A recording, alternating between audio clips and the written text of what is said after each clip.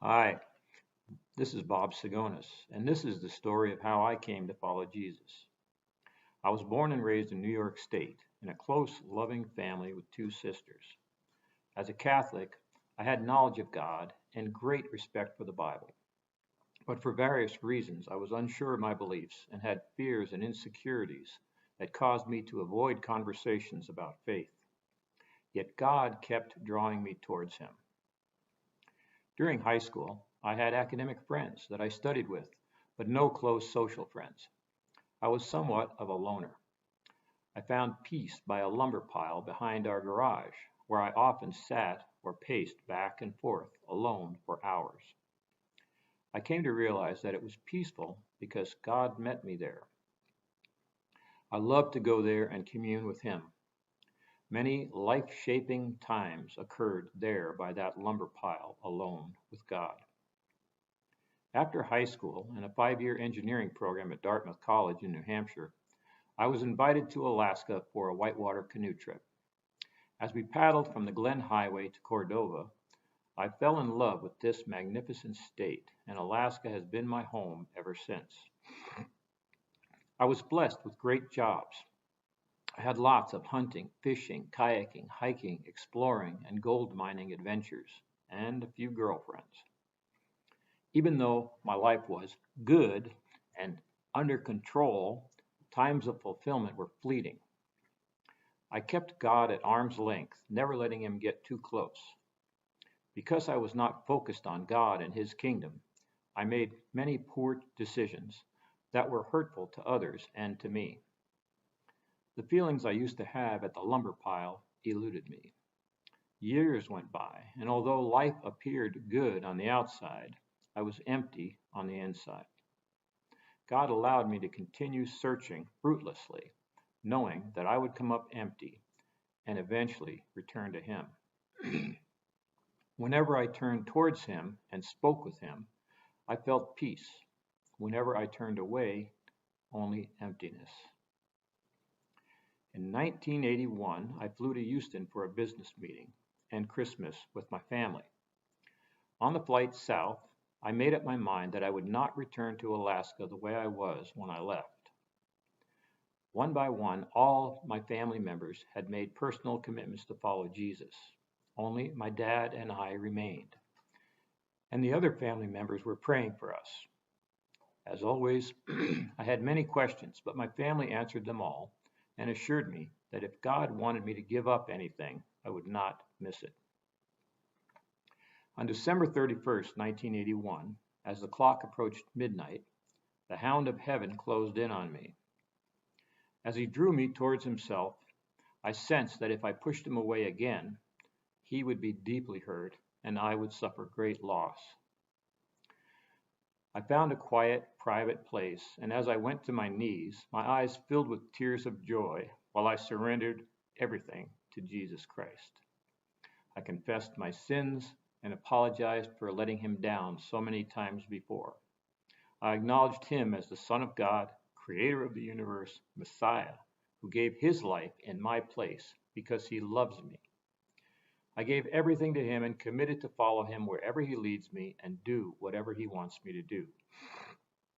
As soon as I gave control to Him, He caused me to desire what He wants for me. Jesus made Himself real to me. For 5 months, I sensed His continuous presence with me. Peace and joy were endless. He and I walked together and were in continuous conversation. Holy Spirit guided my every thought and step. When I read the Bible, it came alive to me. Every word was rich and powerful. Sometimes I could only read a verse, sometimes only one word, and I'd have to stop and absorb it. Holy Spirit prompted me to pray and then answered the prayer verbatim because it was what He wanted to do, and my part was only to pray.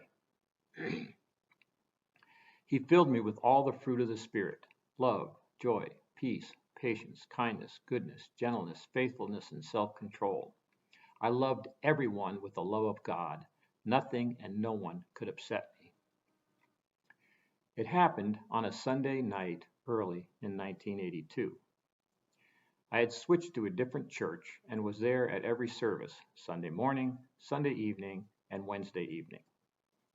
At the morning service, visitors would fill out cards and place them in the offering basket. On Sunday night, those cards were handed out so volunteers could call the visitors, find out how they were doing, welcome them to come again, and pray for them. I had taken one of those cards, so I paused from remodeling my house to phone the visitor. It turned out she was a single mom with a 1-year-old son who had a 104-degree fever. He was crying incessantly and would not eat or sleep. She had no money to take him to a doctor and was totally exhausted, not knowing what to do. We chatted. I explained that I had no experience with children and therefore had no advice to offer, but I said I would pray for her and her son. I hung up the phone and slowly, pensively turned in the direction where I had been working. I took one slow step in that direction when a question popped into my mind. You said you were going to pray, didn't you? I was overcome by God's presence and love and immediately knelt to pray.